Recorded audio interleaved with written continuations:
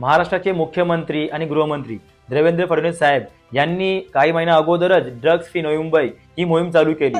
Drugs free Navi Mumbai हे campaign आजपासून नव्या मुंबईमध्ये सुरू झालेलं आहे। पण काही दिवसा अगोदरच भाजपा पदाधिकारी बीनाताई गोगरी, ज्या महाराष्ट्र प्रदेश महिला मोर्चाच्या सोशल मीडियाच्या कॉर्डिनेटर आहेत, त्यांच्या घरी जेव्हा अँटी नार्कोटिक्स टीमने तपासणी केली असता त्यांच्या मुलाच्या बेडरूम मध्ये टेबलच्या ड्रॉवर मध्ये काही 25 प्लास्टिकच्या पिशव्या, हायड्रो गांजा क्रश करण्याचे क्रशर आणि छोट्या आकाराचा वजन काटा या वस्तू सापडल्या आणि तसेच त्याच्या स्विफ्ट कार मध्ये हायड्रो गांजा देखील सापडला। आणि जेव्हा पोलिसांनी त्याला विचारणा केली असता त्यांनी कबुली दिली की हा गांजा त्याचा मित्र कोणी भांडूपचा शारिक आणि उलव्याचा कोण नोमान यांच्याकडून मागवत असतो तो, आणि जे थायलंडवरून हा गांजा हायड्रो गांजा तस्करी करत असतात, जेव्हा त्यांनी कबुली अशी दिलेली आहे। आणि आरोपी केयूर गोगरी यांनी हे देखील कबुली केली की तो हा गांजा खारघरमध्ये विकणार होता। आणि हे मी नाही बोलत आहे, ही FIR कॉपी बोलत आहे।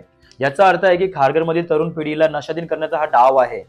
आणि सत्ताधारी पक्षाच्या पदाधिकारी बीनाताई गोगारी यांनी ह्या प्रकरणात ढवळाढवळ करू नये यासाठी आमदार प्रशांत ठाकूर यांनी त्यांचा तात्काळ राजीनामा घ्यावा आणि त्यांची पक्षातून हकालपट्टी करावी, असं माझं प्रशांत ठाकूर यांना निवेदन आहे। देवेंद्र फडणवीस साहेबांनी ड्रग्ज संबंधी आरोपांवरती मकोका कायदा अंतर्गत कारवाई व्हावी असं अमेंडमेंट आणलं होतं, ते अंमलात देखील आणलं गेलेलं आहे। तर माझा प्रश्न आहे की यांचं भलेही क्वांटिटी जर कमी सापडली असली आरोपींकडे, पण त्यांच्यावरती मकोका कायद्याअंतर्गत कारवाई का करण्यात आली नाही?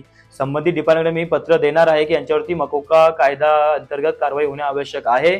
आणि जर असं होत नसेल तर राष्ट्रवादी काँग्रेस पक्ष शरदचंद्र पवार हा पोलीस स्टेशन समोर धरणे आंदोलनात बसणार।